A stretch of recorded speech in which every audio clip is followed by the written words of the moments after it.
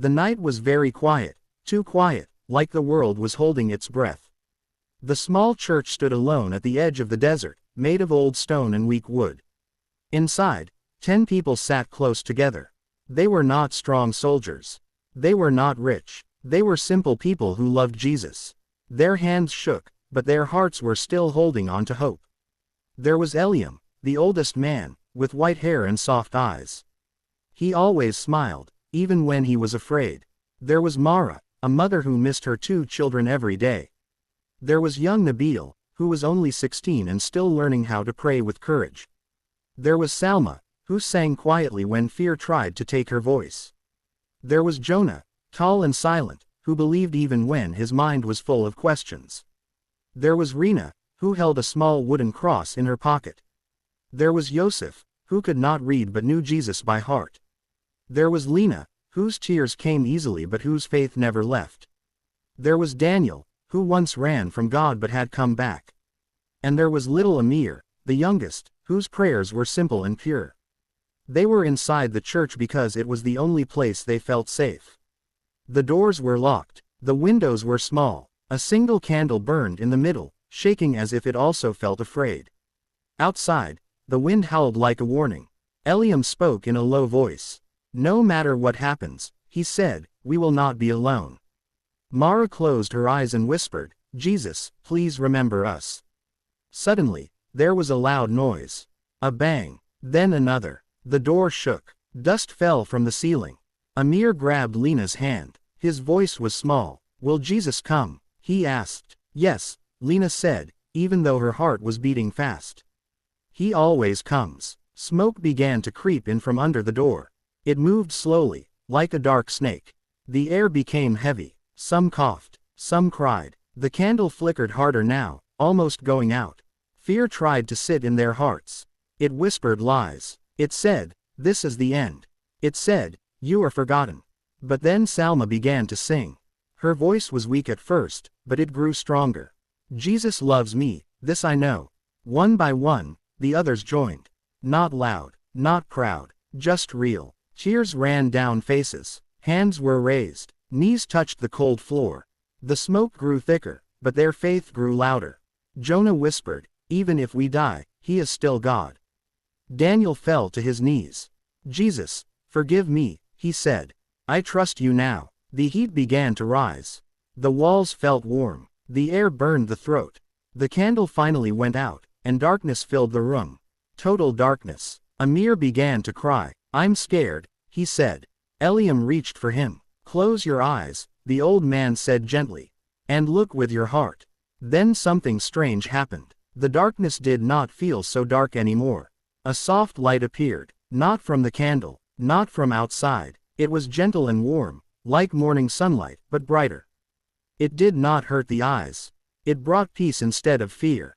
The smoke stopped moving. The heat stopped growing. The light filled the room, touching every face, every tear, every shaking hand. Mara felt her fear leave her chest. Rena dropped her cross because her hands were no longer shaking. Yosef smiled and laughed softly, like a child. Salma stopped singing because joy filled her mouth instead of sound. Amir opened his eyes wide. "He's here," he whispered. No one spoke, but everyone knew. They were not alone, and the night outside the church had no idea what was about to happen next. The light stayed with them. It did not rush. It did not shout. It was calm, like someone who is strong and does not need to prove it. The walls of the church were still there, but they felt different now. The fear that once filled the room was slowly being pushed out, like bad air leaving through an open window. Eliam felt tears run down his face, but these were not tears of fear. They were warm. They were full of peace. He had lived many years, and he had been afraid many times, but he had never felt this before. He whispered, "Thank you, Jesus," again and again, like a child learning his first words. The smoke was still around them, but it no longer burned their eyes. It moved away from their faces, as if it was afraid of the light. Jonah noticed he could breathe easily now. He took a deep breath and laughed softly. "I can breathe," he said, surprised. "I can really breathe." Mara touched her chest. Her heart was calm. She had been thinking of her children, wondering if she would ever see them again. Now a strange peace told her, deep inside, that everything would be okay. She did not know how. She did not know when. But she trusted it. Outside, loud voices could be heard. Angry voices. Heavy footsteps moved around the building. Something hit the walls. The church shook slightly. Amir jumped again, but this time he did not scream. He looked up at the light and held Lena's hand tighter. Jesus is bigger than them, he said softly. Lena smiled through her tears.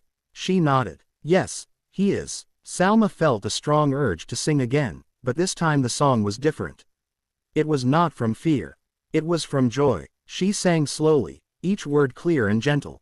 The song filled the room, mixing with the light, rising higher than the smoke, higher than the walls. Daniel felt something heavy lift from his heart.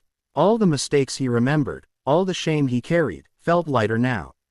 He stood up slowly. His legs were shaking, but his heart was strong. I am not afraid anymore, he said. He did not shout. He did not need to. Suddenly, there was a loud crack. One of the wooden beams above them broke and fell to the ground. Everyone gasped. Dust filled the air for a moment. But the beam did not touch anyone.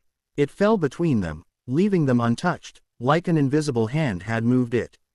Rena covered her mouth. Did you see that? She whispered. Yes, Yosef said, smiling wide. I saw it. The light grew brighter for a moment, then softer again. It wrapped around them like a blanket. The heat that once felt dangerous now felt warm, like sitting near a fire on a cold night. No one was burned. No one was harmed. Outside, the angry voices became confused. Shouts turned into questions. Footsteps stopped and started again. It was as if the people outside could not understand what was happening inside. Inside the church, time felt strange. Minutes felt like seconds. Seconds felt like peace. Amir yawned and rested his head on Lena's arm. I'm not scared anymore, he said sleepily. Eliam looked around at all of them. 10 people, still alive, still standing, still believing. His voice trembled as he spoke. This is not the end, he said. This is the middle of the story. The light slowly moved toward the center of the room, brighter than before. Their hearts beat together, slow and strong. They did not know what would happen next. But one thing was clear. Whatever was coming, they would not face it alone. The light in the center of the room began to change. It did not disappear. It became deeper, stronger, like it had a heart of its own. It pulsed slowly, the way a living thing breathes. With every gentle pulse, the fear that once lived in the church faded more and more, like a bad dream that cannot stay when morning comes. Jonah felt something stir inside him. For a long time, he had believed in Jesus with his mind, but now his heart was waking up. He remembered all the questions he had asked before. Why do bad things happen? Why do good people suffer? Those questions no longer shouted inside him. They became quiet, not because he had all the answers, but because he trusted the one who did. I understand now, he whispered. Rena turned to him. Understand what? He smiled gently. That faith is not about being safe. It is about being held. The floor beneath them suddenly trembled again, stronger than before. The sound was loud, like thunder rolling across the desert. Dust fell from the ceiling. Amir woke up quickly and stood straight, his eyes wide. Is it starting again? He asked. Eliam placed a hand on his shoulder. Whatever it is, he said calmly, we will stand. Outside, the noise grew louder. There were shouts filled with anger and fear mixed together. Some voices sounded unsure now, like they had seen something they could not explain. A loud crash echoed as something heavy hit the side of the church. The walls groaned. Inside, the light moved. It stretched outward, touching the walls, the ceiling, the broken beam on the floor. Where the light touched, the smoke pulled back. The black marks on the walls stopped spreading. The fire that had been creeping closer suddenly stopped, like it had hit an invisible wall. Salma gasped. Look, she said softly. They all watched in silence as the flames refused to move forward. They flickered and shook, but they could not cross the space where the light stood. It was like the fire was afraid. Mara fell to her knees again. This time, she was not crying from fear or pain. She was crying from thankfulness. You did not forget us, she said, her voice breaking. You really did not forget us. Yosef lifted his hands. He could not read books. He could not explain big ideas. But he knew what he felt. Jesus is here, he said simply. I know it. Daniel felt boldness rise inside him, something he had not felt in years. He stepped forward, closer to the light. His heart beat fast, but not from fear. From love. If this is my last day, he said, I am ready. But I know it is not. The ground shook one more time, then stopped. Outside, everything went quiet. No shouting, no footsteps, no crashing sounds, only silence. The silence was heavy, but it was not scary. It felt like the moment right before something important happens. Everyone held their breath. Even the wind outside seemed to stop. Amir broke the silence. Did they leave? He asked. Before anyone could answer, a voice filled the room. It was not loud, but it was clear. It did not come from one place. It came from everywhere at once. It was gentle, yet powerful. Soft, yet full of authority. Do not be afraid. Every heart knew that voice.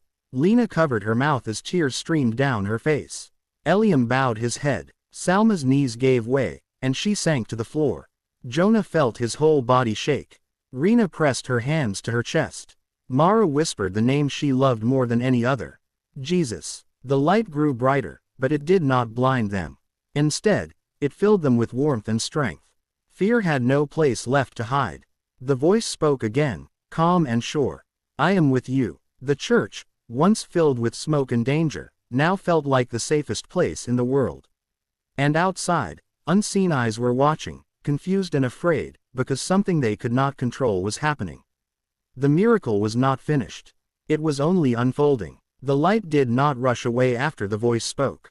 It stayed, steady and strong, like a promise that would not break. The church felt bigger now, even though the walls had not moved. It felt like heaven had bent low and touched the earth. Eliam slowly lifted his head. His old eyes were shining. All my life, he said softly, I prayed to feel close to Jesus. I never thought it would be like this. No one answered him with words. Their hearts were too full.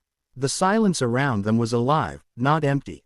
It felt like something holy was happening inside their breaths, inside their thoughts. Then they heard it. Footsteps. But these were not the angry, rushing steps from before. These were slow, careful, unsure. Shadows moved past the small windows. Someone outside spoke in a shaking voice. Another voice answered, louder, but full of fear instead of anger. The people outside were arguing now, confused by what they had seen and heard. The fire stopped, one voice said. That's not possible, another replied. I saw the light, someone whispered. I swear I saw it. Inside, Jonah felt his heart pound. They can see something, he said quietly. Yes, Lena replied, but they don't understand it. The light near the walls began to move again. It flowed gently, like water, pushing the smoke out through cracks and broken spaces. Fresh air came in, clean air, cool air. One by one, the believers took deep breaths, amazed at how clear the air had become. Mara stood up slowly. Her legs were weak, but her spirit was strong. If they come back in, she said, I will not be afraid. Daniel nodded. Me too. Even if they take my life, they cannot take this. Salma wiped her tears and smiled. This joy, she said, pressing her hand to her chest, no fire can burn it. Suddenly, one of the doors creaked. Everyone turned. The door opened just a little. A man stood there, frozen. His face was pale. His eyes were wide. He stared at the inside of the church, at the people who should have been hurt, at the place that should have been destroyed. But it was not. The man's mouth opened, but no words came out. Behind him, others gathered. They whispered loudly now. Fear spread among them like a wave. Some stepped back. Some fell to their knees outside. What is this place? The man finally asked, his voice breaking. Eliam took a step forward. He was not strong in body, but his voice was clear. This is the house of Jesus, he said. And he is alive. The man stumbled back, shaking his head. The fire would not touch it, he said. We tried. It stopped. Inside the church, the light grew brighter again, not blinding, but commanding. The presence was undeniable. Even those outside felt it. Some covered their faces. Some cried out in fear. Others stood still, unable to move. Amir stepped forward, holding Lena's hand. He looked at the man with innocent eyes. Jesus saved us, he said simply. He loves you too. The words hit harder than anger ever could. The man's hands began to shake. He dropped what he was holding and backed away. We cannot stay here, he shouted to the others. Leave this place. One by one, they ran. Their footsteps faded into the desert night. Silence returned again, deeper than before. The 10 believers stood together, still breathing, still alive. The fire was gone. The smoke was gone. Only warmth and peace remained. The light slowly softened, like a sunrise turning into morning. It did not leave emptiness behind. It left strength. Eliam looked at each face, counting them again, making sure they were all there. His voice trembled. We were ready to die, he said. But God chose life. Outside, the night sky was clear. Inside, something new had been born. And they all knew one thing with certainty now. Their lives would never be the same again. The light did not disappear suddenly. It slowly faded, like a gentle hand letting go, leaving behind warmth instead of fear. When it was gone, the church was quiet. No smoke, no fire, no shouting, only the sound of 10 people breathing, alive and amazed. For a long moment, no one spoke. Then Amir laughed. It was a small laugh at first, like he could not believe it was real. But the laugh grew bigger. Soon, others laughed too. Some laughed through tears. Some covered their faces and cried softly. It was not sadness. It was relief. It was joy. It was life returning. We're alive, Rena said, touching her arms, her face, her hair. We're really alive. Yosef knelt and kissed the floor. Thank you, Jesus, he said again and again.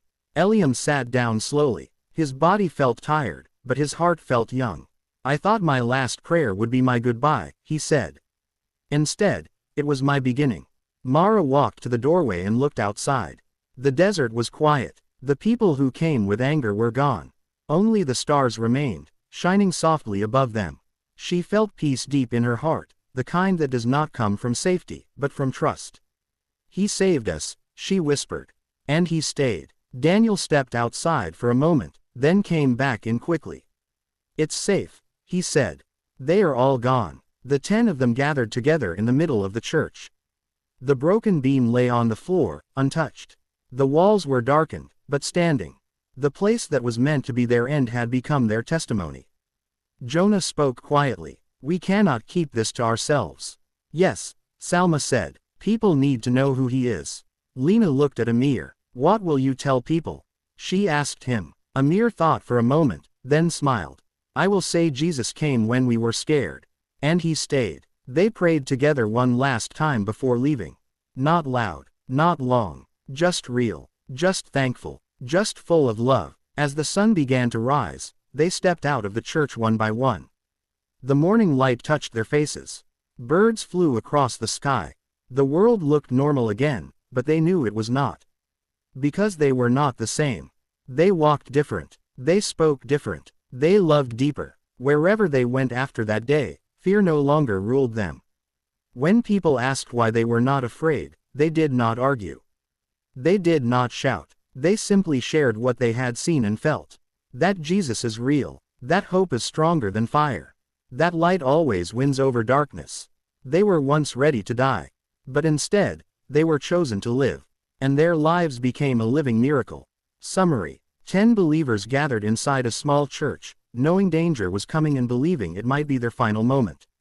Fear surrounded them, smoke filled the air, and death seemed certain.